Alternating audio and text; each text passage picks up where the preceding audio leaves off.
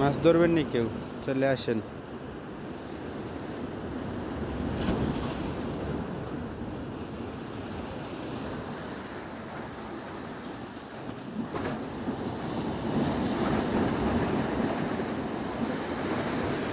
ও বাবা, এখানে পানি চলে আসছে অনেক নিচে, কিন্তু দেখেন পানি কত দূর উঠছে।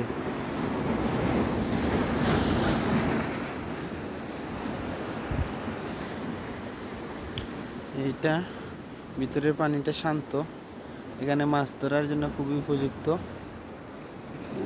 ওই যে দেখেন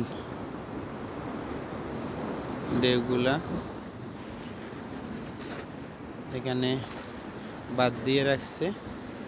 এটা হচ্ছে একটা প্রাইভেট বিচ। কি জন্য দিল আসলে বোঝা যাচ্ছে না, জাহাজটা আসছে কিনা জানি না, এরকম হইতে পারে।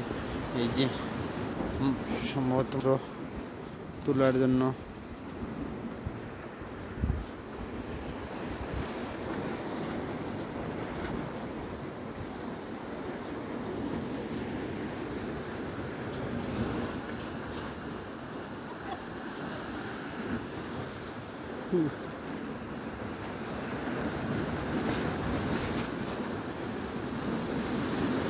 এই দুইজন ভাই নামতেছে অনেক নিচে।